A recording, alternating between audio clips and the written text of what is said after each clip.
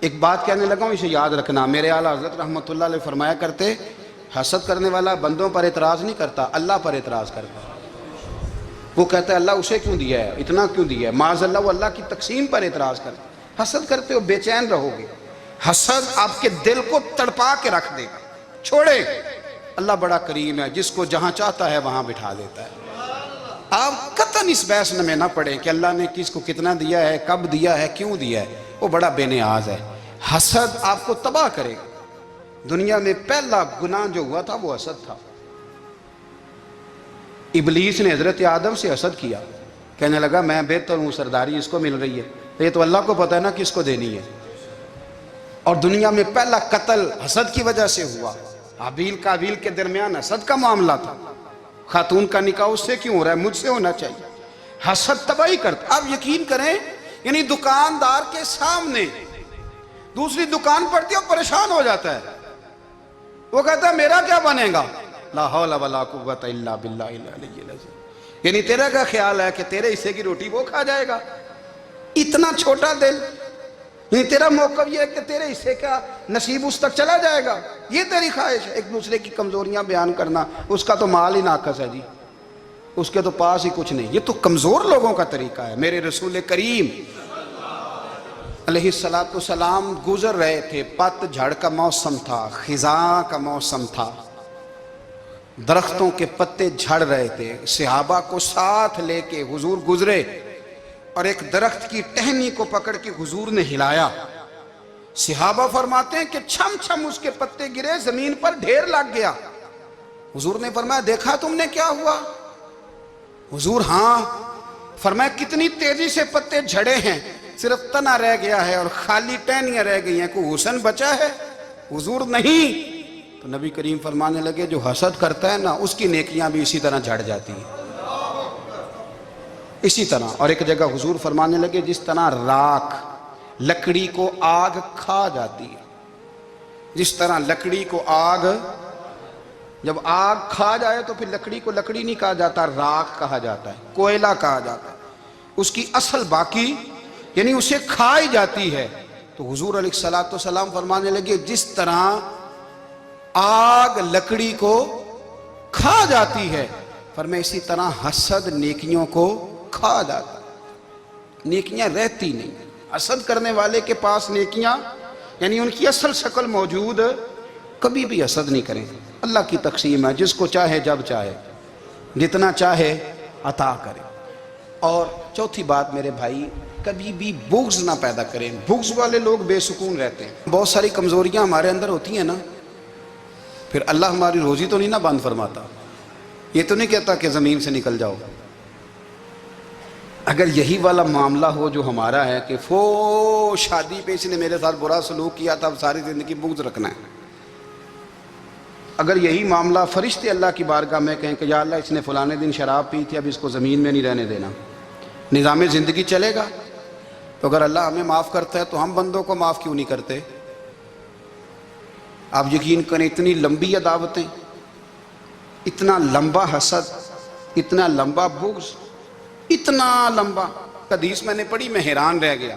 میرے نبی کریم علیہ السلام نے فرمایا اپنی بیوی سے کبھی بغض نہ رکھنا، اگر اس کی ایک بات ناپسند ہو تو اسے چھوڑ کے وہ بات دیکھو جو تمہیں پسند ہے۔ میں اس حدیث کو پڑھ کے سوچنے لگا کہ کیا بیوی کا بھی بغض رکھتے ہیں لوگ؟ اب حضور نے کہا ہے تو اس کا مطلب ہے لوگ بیوی کا بغض بھی رکھتے ہیں۔ اب اس پر استدلال کر کے مجھے کہنا پڑے گا کہ سسرال والوں کا بغض بھی رکھتے ہیں، کہنا پڑے گا کہ بھائی کے سسرال والوں سے بھی بغض رکھتے۔ اس حدیث کی روشنی میں سمجھا کہ لوگ بھابھی کا بغض بھی رکھتے ہیں، بغض، ورنہ عادتیں تو ہماری بھی کئی بری ہوتی ہیں۔ اگر عادات ایک وجہ بنے اختلاف کی تو عادتیں تو ہماری بھی کئی بری ہیں، لیکن ہم اپنی بری عادتوں سمیت اپنے آپ سے پیار کرتے ہیں، اور سامنے والے کی ایک بھی عادت بری ہو تو اس سے بغض رکھتے ہیں۔ بغض نہ پیدا کریں۔ میرے نبی پاک علیہ السلام نے فرمایا کچھ چیزیں تمہارے دین کو مونڈ ڈالیں گی، تباہ کر دیں گی، کاٹ دیں گی۔ حضور کون سی؟ فرمایا حسد، تکبر اور بغض، یہ تمہارے دین کو تباہ کر دیں۔ ہم بے چین اس لیے ہیں کہ ہم نے بہت سارے لوگوں کا بغض پالا ہوا ہے، اور ہر فیلڈ میں سیاستدان نے سیاستدان کا، ذاتیات پر اتر کے بات کرتے ہیں، معزز ترین لوگ، تاجر نے تاجر کا، اللہ ماشاءاللہ بعض جگہ پہ اہل علم بھی ایک دوسرے سے عداوت رکھتے ہیں۔ خدا را دل رب کریم کے آنے کا ٹھکانہ ہے، یہ صاف ہوگا تو اس میں رب رسول کے جلوے ہوں گے، اگر اس میں عداوت ہو، اس میں بغض ہو، اس میں کینہ ہو، نفاق ہو، سنیں میرے رسول کریم حضرت ابوبکر صدیق رضی اللہ تعالیٰ عنہ کہتے ہیں میں رو ہی پڑا۔ مکہ فتح ہوا نا تو اکرمہ بن ابو جہل نے پیغام بھیجا کہ میں نا کلمہ پڑھنے کے لیے آ رہا ہوں۔ وہ بات لمبی ہے، میں موضوع پہ رہنا چاہتا ہوں۔ کہتے ہیں جب وہ آنے لگا نا تو نبی پاک نے ہم سب کو بلایا، ہم حاضر خدمت ہوئے تو حضور فرمانے لگے کہ اس کے باپ نے نا بڑا ظلم کیا ہے ہمارے ساتھ، ابو جہل نے بڑا ستایا ہے، بڑی تکلیف دی ہے۔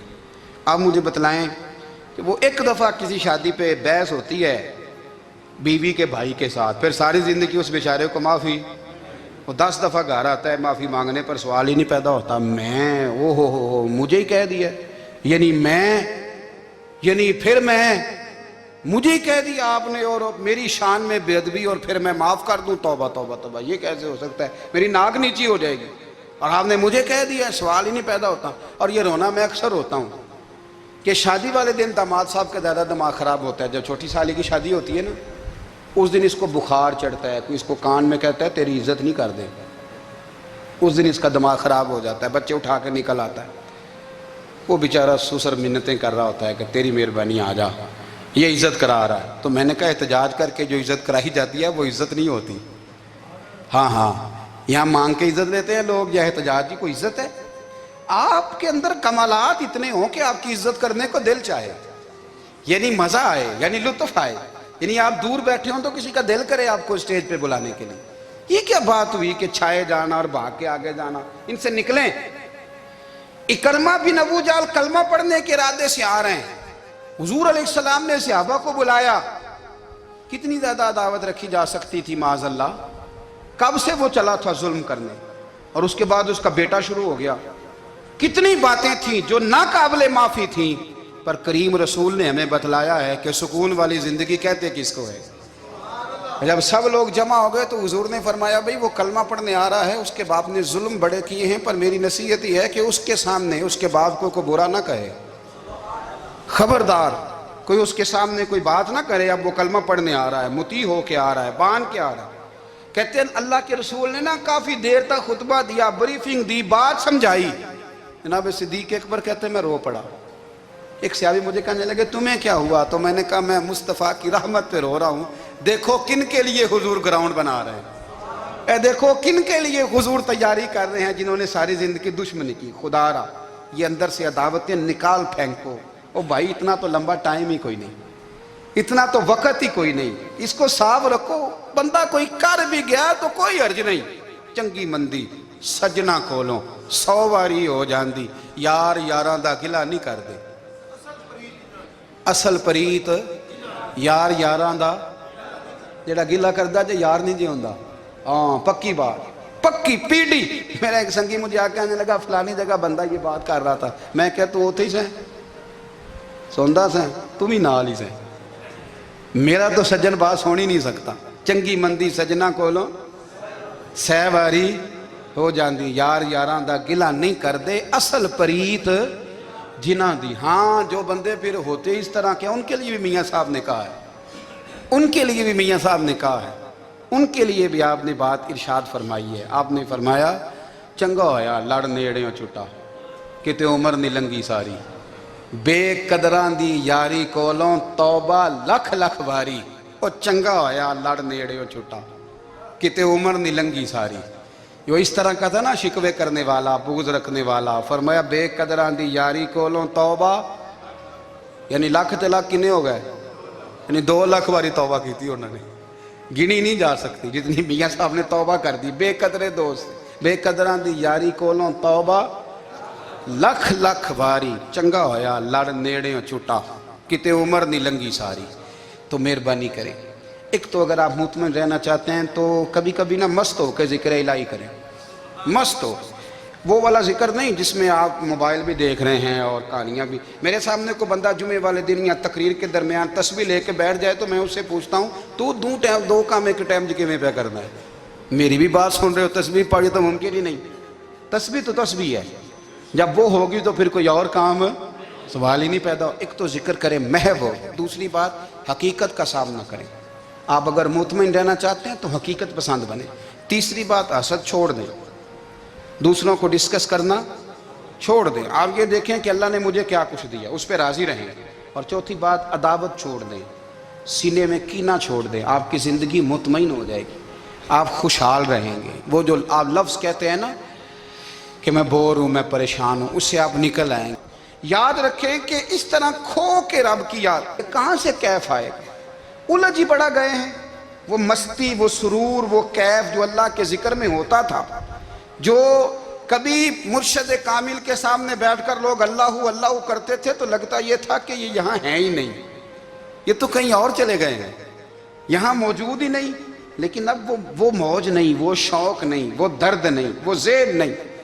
اقبال تڑپ کے کہا کرتے تھے خرد کی گتھیاں سلجھا چکا ہوں، یا رب مجھے صاحب جنوں کر دے. اللہ مہربانی فرما، وہ کیفیت دے، وہ سرور دے. زندگی میں اگر اطمینان چاہتے ہو تو کبھی کبھی سب کچھ بھول کے نا تو مست ہو جایا کرو رب کی یاد میں. کبھی کبھی چھوڑ دیں دنیا، چھوڑیں یار موبائل، کسی وقت کریں اس کو بند. چھوڑیں اس بات کا خیال کہ فلانے نے سلوٹ کیا ہے کہ نہیں کی، چھوڑیں. حضرت باجزید بستامی رحمت اللہ تعالیٰ علیہ فرماتے میں نے اعتکاف کبھی اپنی مسجد میں نہیں کیا، اس لیے کہ سارے ہی ہاتھ چومنے والے، سارے ہی پیار کرنے والے. فرماتے میں جب اعتکاف کرتا تھا تو میں بستان سے دور نکل جاتا تھا جہاں کوئی مجھے جاننے والا نہ ہو. اٹھ بلیا چلو تھے وسیے جتھے وس دینی سارے یننے، نہ کوئی ساڈی ذات پچھانے تے نہ کوئی سانو مننے. چل ادھر چلیں. اٹھ بلیا چلو تھے وسیے جتھے وس دینی سارے ہی اننے، نہ کوئی ساڈی ذات پچھانے تے نہ کوئی سانو. اتنا شوق ہے سلوٹ کرانے کا، اتنا شوق ہے تعارف کرانے کا، اتنا شوق ہے اپنا بتانے کا، تو یہ چیز غلبہ کر جاتی ہے. پھر نام رہ جاتا ہے، روح نہیں رہتی. پھر وجود رہ جاتا ہے، پھر باطن کی کیفیت نہیں رہتی. خدا را اپنے آپ کو بے چین نہ کرو، بے قرار نہ کرو، بے سکون نہ کرو. رب کی یاد میں آ جاؤ، درود و سلام میں آ جاؤ، نعت کے حسن میں آؤ، تلاوت کی دنیا میں آؤ، سجدوں کے نور میں آؤ. آؤ کبھی کھول کے دل مسجد کی صفائیاں کریں. آؤ نہ کبھی کوئی بوڑھا، دادی، نانی، دادا ان کے پاس بیٹھ کے پیر دبا کے اللہ کو راضی کریں. یہ کیف والی جگہ ہیں، یہ سرور والی جگہ. اتنی بے چین ہماری زندگی ہے، بے قرار ہے، تڑپتے ہوئے لوگ، لڑتے ہوئے لوگ، ایسے لگتا ہے ابھی ایک دوسرے کا گریبان تھام لیں گے. بے قرار، بے چین. کسی کو انتظار کا کہا جانا کہ 10-20 منٹ کسی کا انتظار کرو تو بعض لوگ مجھے ایسے لگتا ہے جیسے یہ ان کا کلیجہ پھٹ جائے گا. ڈاکٹر کے انتظار میں بیٹھے ہیں تو بڑے پریشان ہیں. کسی کو ملنے گئے ہیں کو آدھا گھنٹہ بیٹھنا پڑ گیا تو بڑی دقت میں ہیں. اپنے آپ کو سکون دیں. آپ یقین کریں بڑا مزہ آتا ہے کبھی کسی کا انتظار کرنا پڑے تو 2-4 تسبیح درود شریف پڑھی جاتی ہے. یعنی ذوق بن جاتا ہے کہ چلو اللہ نے موقع دیا ہے کوئی سرکار کو یاد کر لیں، تنہائی مل گئی. ہمارا مزاج جس سختی کا شکار ہے وہ سختی آہستہ آہستہ ہمیں زیادہ آزمائش میں ڈال گئی. تو میرے بھائی زندگی میں اطمینان حسن ہے، اور وہ سب سے زیادہ اللہ کی یاد میں ملتا ہے. وہ سب سے زیادہ رب کریم کے ذکر میں. سب سے زیادہ جو چاہتا ہے نا دل ٹھنڈا رہے، زبان میٹھی رہے، وہ مدینے والے محبوب پہ درود و سلام پڑھا کرے، وہ حضور پہ درود و سلام پڑھا کرے. زبان میٹھی رہے گی. میرا ذاتی تجربہ ہے کہ جو آدمی اپنے اخلاق سنوارنا چاہے وہ حضور پہ درود شریف پڑھے. جو اپنے اخلاق سنوارنا چاہے، طبیعت کو ٹھنڈا رکھنا چاہے، وہ درود شریف پڑھے. اس کا دل سکون میں آئے گا. کچھ کام اور ہیں زندگی میں اطمینان کے لیے، ان کا ہونا بھی بڑا ضروری ہے. سب سے پہلے اگر آپ چاہتے ہیں نا زندگی میں سکون ہو تو حقیقتوں کا سامنا کرنا سیکھیں. آپ جو ہیں وہ رہنا سیکھیں. جو آپ نہیں ہیں وہ بننے کی کوشش نہ کریں. حقیقت کا سامنا کرو گے تو زندگی اطمینان میں آ جائے. ہم نے نا بہانے بنا لیے ہیں، ہیلے بنا لیے. جھوٹ کے سہارے اپنے آپ کو اونچا کر لیا ہے۔ ایک آدمی سے کہا جاتا ہے تو رشوت نہ لے، تو کہتا ہے میں غریبوں سے نہیں لیتا۔ تو میرا سوال یہ ہے کہ امیروں کا حساب لینے کی اللہ نے تیری ڈیوٹی لگائی ہے، تیرے ذمہ لگایا ہے کہ تو امیروں کا حساب کر، تمہیں کیا ضرورت پڑی ہے؟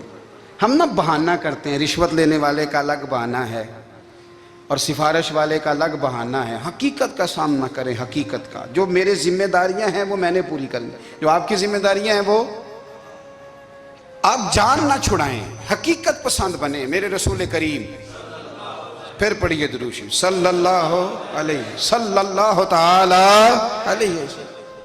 حضور صلی اللہ علیہ وسلم نے فرمایا کہ میری بیٹی سیدہ فاطمہ الزہرا رضی اللہ تعالی عنہا صرف جنتی نہیں، جنتی عورتوں کی سردار ہے۔ لیکن حضور نے یہ بھی فرمایا کہ فاطمہ یہ خیال رکھنا، اگر اللہ نے حساب پوچھا تو حساب تم نے خود دینا ہے۔ حقیقت کی طرف توجہ کرائی حضور نے، وہ صرف جنتی نہیں، جنتی عورتوں کی سردار ہیں، پر حقیقت کی جانب توجہ۔ میں حقیقت یہ ہے کہ اگر مالک نے حساب پوچھا تو اس کی تیاری بھی کرنی ہے۔ دیکھیں نا، ہمیں کچھ یقین نہیں، اللہ معاف کرے کہ ہمارا حساب کیسا ہوگا، لیکن کتنے آزاد ہیں۔ یعنی بڑی دلیری سے بندے کہتے ہیں فجر نہیں پڑھتا جی، 3 پڑھتا ہوں جی، عشاء رہ جاتی ہے جی، کپڑے صاف، بڑی دلیری سے۔ اور سیدہ فاطمہ الزہرا نے ساری رات مصلی آباد رکھا ہے، حالانکہ انہیں یقین تھا کہ رب مجھے بغیر حساب کتاب جنت دے گا۔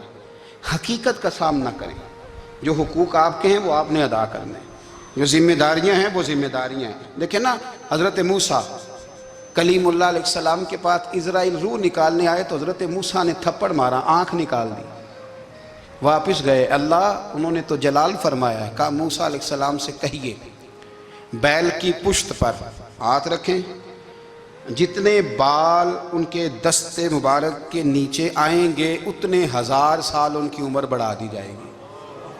یعنی میرے کان میں کوئی بتا دے کہ جناب 60 سال بڑھ گئی، یا آپ کے کان میں کوئی کہہ دے تو خوشی ہوتی ہے کہ نہیں؟ لیکن یہ حقیقت پسندی نہیں، اس لیے کہ 60 بھی گزر جائیں گے، 70 بھی، یہ حقیقت نہیں۔ حضرت موسیٰ کلیم، چلے میں مثال دیتا ہوں، سمجھ لے 10 بال، حالانکہ بہت زیادہ آتے ہوں گے، 10 بال اگر حضرت موسیٰ کے ہاتھ کے نیچے آئے تو 10,000 سال تو عمر بڑھ گئی نا۔ 10 یعنی 10 سال نہیں، 10 100 نہیں، 10 بہت زیادہ تھی نا۔ تو حضرت موسیٰ کلیم اللہ علیہ السلام سے آ کے عرض کیا گیا، حضور بیل کی پشت پر ہاتھ رکھیں، جتنے آپ کے ہاتھ کے نیچے بال آئیں گے اتنے 1000 سال عمر بڑھ جائے گی۔ تو حضرت موسیٰ نے حقیقت پسندی والی بات کی، فرمایا پھر کیا ہوگا؟ 10,000 سال کے بعد پھر کیا ہوگا؟ کہا حضور جانا تو پھر بھی ہے، فرمایا پھر ابھی چلتے ہیں۔ اگر جانا ہے نا، جانا ہے تو پھر، اگر جانا ہے تو پھر ابھی۔ اور سجنوں، اگر نماز پڑھنی ہے تو ابھی کیوں نہیں؟ اگر داڑھی رکھنی ہے تو پھر رمضان کا انتظار کیوں کریں؟ ابھی کیوں نہیں؟ اگر سچ بولنا ہے تو پھر، اگر رزق حلال کھانا ہے تو پھر انتظار کاہے کا؟ حقیقت ہوتی ہے، بہانہ ہوتا ہے، حقیقت چھپ نہیں سکتی بناوٹ کے اصولوں سے، کیونکہ خوشبو آ نہیں سکتی کبھی کاغذ کے پھولوں سے۔ یہ بات یاد رکھیں، اگر جانا ہے تو حضرت کلیم فرمانے لگے پھر 10,000 سال کے بعد بھی جانا ہے تو آج بھی۔ ہمیں بے قراری زندگی میں اس لیے کہ ہم حقیقت پسند نہیں، ہم بہانوں میں، ہم ہواؤں میں جیتے ہیں، ہواؤں میں، خیالات میں زندگی گزارتے ہیں۔ بڑا ٹائم پڑا ہے، مثلاً کتنا میرے رسول کریم صلی اللہ تعالیٰ علیہ وآلہ وسلم نے ایک دن صحابہ سے فرمایا تمہیں حیا نہیں آتی؟ حضور کیا ہوا؟ فرمایا وہ والے مکان بناتے ہو جن میں تم رہ نہیں سکتے، وہ والا مال جمع کرتے ہو جو کھا نہیں سکتے، حیا نہیں آتی؟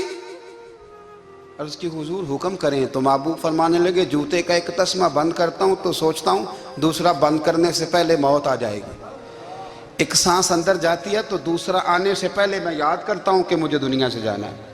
تمہیں حیا نہیں آتی؟ وہ مکان بناتے ہو جن میں رہ ہی نہیں سکتے، وہ مال جمع کرتے ہو جو کھا۔ حقیقت پسند نہیں بھائی ہم۔ بہت سارے لوگ ہیں بڑی باتیں سناتے ہیں، بڑی، میں کہتا ہوں اصل میں نا زیادہ باتیں سنا کے نا بیچارہ اپنے آپ کو مطمئن کرنا چاہتا ہے، اصل بات یہ ہے کہ اندر سے نا ہلا ہوا ہے، کچھ بھی نہیں۔ بڑا زیادہ ہنستا ہے اور مجھے لگتا ہے کہ کوئی گہرا زخم چھپا رہا ہے. اس لیے ملمہ سازی، حقیقت پسند بنو، حقیقت پسند.